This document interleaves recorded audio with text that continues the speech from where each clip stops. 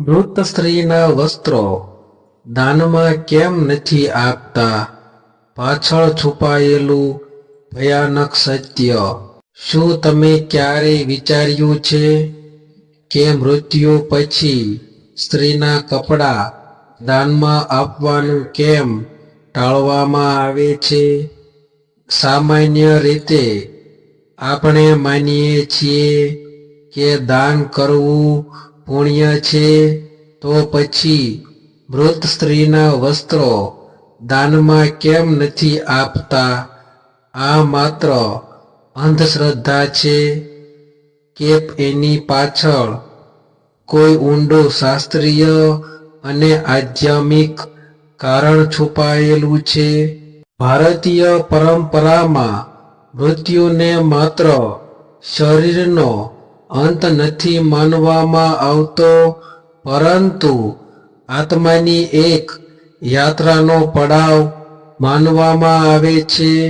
ખાસ કરીને સ્ત્રીના વસ્ત્રો સાથે આત્મિક અને માનસિક ઉર્જાનો ગાઢ સંબંધ માનવામાં આવે છે. કહેવાય છે કે સ્ત્રી પોતાના જીવન દરમિયાન જે કપડાં પહેરે છે તેમાં એની લાગણીઓ, સુખ, દુઃખ, ત્યાગ અને સંઘર્ષની છાપ રહેલી હોય છે. મૃત્યુ પછી જ્યારે આત્મા શરીર છોડે છે ત્યારે પણ કેટલીક સૂક્ષ્મ ઉર્જાઓ આસપાસ રહેતી હોવાનું શાસ્ત્રોમાં ઉલ્લેખ છે. આવી સ્થિતિમાં મૃત સ્ત્રીના વસ્ત્રો જો અન્ય કોઈને પહેરવા માટે આપવામાં આવે તો એ ઉર્જાનો પ્રભાવ નવા વ્યક્તિ પર પડી શકે છે, એવું માનવામાં આવે છે. આ કારણે જ વડીલો આવા વસ્ત્રો દાનમાં ન આપવા માટે ચેતવે છે. આ વાત માત્ર ભય ફેલાવવા માટે નથી, પરંતુ માનસિક અને આધ્યાત્મિક સંતુલન જાળવવા માટેની પરંપરા છે. દાન કરવું ઉત્તમ છે, પરંતુ દરેક વસ્તુ દાન યોગ્ય નથી એ સમજ શાસ્ત્રો આપણને આપે છે. આ વિષય પર લોકો અડધી વાત જાણે છે અને અડધી વાતને અંધશ્રદ્ધા કહીને અવગણે છે, પરંતુ સત્ય એ છે કે આ પરંપરા પાછળ ઊંડું કારણ છુપાયેલું છે. જે સમજશો તો તમે પણ ચોંકી જશો. અંત સુધી સાંભળજો, કારણ કે આગળ જે જાણવા મળશે એ તમારા વિચાર બદલી દેશે. ભારતીય સંસ્કૃતિમાં દાનને મહાન પુણ્ય માનવામાં આવ્યું છે. જીવનભર જે વ્યક્તિ દાન કરે છે તેને ધર્મના માર્ગ પર ચાલનાર ગણવામાં આવે છે. પરંતુ જ્યારે વાત મૃત્યુ પછીની વિધિઓની આવે છે ત્યારે કેટલાક નિયમો ખૂબ કડક રીતે અનુસરવામાં આવે છે. એમાંથી એક મહત્વપૂર્ણ પરંપરા છે મૃત સ્ત્રીના વસ્ત્રો દાનમાં ન આપવાની. આ નિયમ કોઈ અચાનક બનાવેલો નથી. શાસ્ત્રો અનુસાર મૃત્યુ માત્ર શરીરનો અંત નથી, પરંતુ આત્માની એક યાત્રાનો સંક્રમણ કાળ છે. આ સંક્રમણ દરમિયાન આસપાસની દરેક વસ્તુમાં એક વિશેષ ઉર્જા રહેલી હોવાની માન્યતા છે.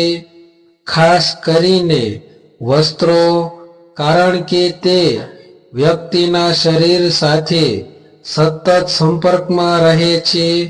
સ્ત્રીના વસ્ત્રોને ભારતીય સંસ્કૃતિમાં માત્ર કપડાં નથી માનવામાં આવતા, પરંતુ તેના માન, મર્યાદા અને ભાવનાત્મક જીવનનું પ્રતિબિંબ માનવામાં આવે છે.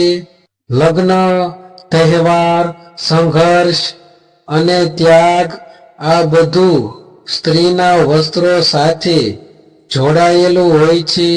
તેથી જ આ વસ્ત્રોમાં વ્યક્તિગત સ્મૃતિઓ અને ભાવનાત્મક અસર રહેલી હોય છે. મૃત્યુ પછી આ વસ્ત્રો જો દાનમાં આપવામાં આવે તો તે માત્ર ભૌતિક વસ્તુનું સ્થાનાંતર નથી, પરંતુ તેની સાથે જોડાયેલી માનસિક અને આધ્યાત્મિક અસર પણ આગળ જાય છે એવું વડીલો માને છે. આ કારણસર શાસ્ત્રોમાં ખાસ કરીને આવા વસ્ત્રો દાનમાં ન આપવાની સલાહ આપવામાં આવી છે. આ વિડીયોમાં આપણે આ પરંપરાના મૂળ કારણો, શાસ્ત્રીય દ્રષ્ટિકોણ અને તેની પાછળ રહેલી માન્યતાઓને શાંતિપૂર્વક સમજવાનો પ્રયાસ કરીશું, જેથી આ વિષયને અંધશ્રદ્ધા તરીકે નહીં, પરંતુ સંસ્કૃતિના એક ભાગ તરીકે સમજાઈ શકે. શાસ્ત્રો અનુસાર મૃત્યુ પછીના દિવસોને અત્યંત સંવેદનશીલ માનવામાં આવે છે. આ સમયગાળામાં આત્મા પોતાની યાત્રાના સંક્રમણમાં હોય છે અને ઘરનું વાતાવરણ પણ વિશેષ ઉર્જાત્મક સ્થિતિમાં પસાર થતું હોય છે. આવી સ્થિતિમાં વ્યક્તિના ઉપયોગમાં આવેલા વસ્ત્રોને સામાન્ય વસ્તુ તરીકે જોવામાં આવતા નથી. ખાસ કરીને સ્ત્રીના વસ્ત્રો સાથે ભાવનાત્મક અને સામાજિક બંધન વધુ ઊંડું હોય છે. ભારતીય પરંપરામાં સ્ત્રીના વસ્ત્રો તેના માન સન્માન અને જીવનના વિવિધ તબક્કાઓનું પ્રતીક માનવામાં આવે છે. આ વસ્ત્રો સતત શરીર સાથે સ્પર્શમાં રહેતા હોવાથી તેમાં વ્યક્તિની ઊર્જા અને ભાવનાત્મક છાપ રહેતી હોવાનું માનવામાં આવે છે. શાસ્ત્રીય માન્યતા મુજબ મૃત્યુ પછી જો આવા વસ્ત્રો અન્ય વ્યક્તિને આપવામાં આવે તો તે માત્ર ભૌતિક વસ્તુનું સ્થાનાંતર નથી રહેતું, પરંતુ તેની સાથે જોડાયેલી સૂક્ષ્મ અસર પણ આગળ વધી શકે છે. આ અસર નવા વ્યક્તિના મન અને જીવન પર અસર કરી શકે છે એવું વડીલો માને છે. આ કારણે જ પરંપરામાં કહેવામાં આવે છે કે મૃત સ્ત્રીના વસ્ત્રો દાનમાં આપવાના બદલે તેને યોગ્ય વિધિ સાથે ત્યાગ કરવો જોઈએ. કેટલાક પ્રદેશોમાં આ વસ્ત્રોને નષ્ટ કરવામાં આવે છે અથવા વિધિપૂર્વક દૂર કરવામાં આવે છે, જેથી કોઈ પણ પ્રકારની માનસિક કે આધ્યાત્મિક અસરો પાછળ ન જાય. આ પરંપરાનો મુખ્ય હેતુ ભય પેદા કરવાનો નથી, પરંતુ આત્મા અને જીવિત લોકો બંને માટે શાંતિ અને સંતુલન જાળવવાનો છે.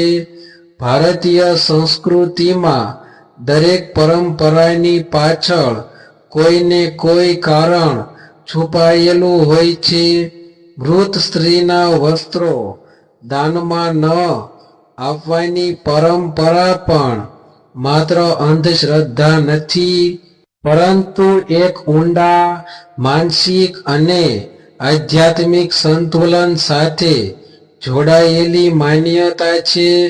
આ નિયમોનો હેતુ ડર પેદા કરવાનો નથી, પરંતુ મૃત્યુ પછી આત્માની યાત્રા શાંતિપૂર્વક પૂર્ણ થાય અને જીવિત લોકોનું મન પણ સ્થિર રહે એ જ છે. આજના સમયમાં ઘણી પરંપરાઓને સમજ્યા વિના નકારવામાં આવે છે, પરંતુ જ્યારે આપણે તેના મૂળ અર્થ અને શાસ્ત્રીય દૃષ્ટિકોણને સમજીએ છીએ ત્યારે એ પરંપરાઓનો સાચો હેતુ સ્પષ્ટ થવા લાગે છે. દરેક દાન પુણ્ય છે, પરંતુ દાન કરતી વખતે સમય, સ્થિતિ અને વસ્તુનું યોગ્ય હોવું પણ એટલું જ મહત્વપૂર્ણ છે. આ વાત શાસ્ત્રો આપણને શીખવે છે. જો આ વિડીયોએ તમને કંઈક નવું સમજાવ્યું હોય, વિચારવા મજબૂર કર્યા હોય, તો કૃપા કરીને આ વિડીયોને લાઈક કરો અને તમારા પરિવાર તથા મિત્રોમાં શેર કરો, જેથી તેઓ પણ આ પરંપરાનું સાચું અર્થ સમજી શકે. આવી જ શાસ્ત્ર આધારિત સંસ્કૃતિ સાથે જોડાયેલી અને રહસ્યમય માહિતી માટે અમારી ચેનલને હમણાં જ સબસ્ક્રાઇબ કરો અને બેલ આઇકન દબાવો, જેથી આવનાર દરેક મહત્વપૂર્ણ વિડીયો તમને સમયસર મળી રહે. ફરી મળીશું એક નવા સત્ય સાથે.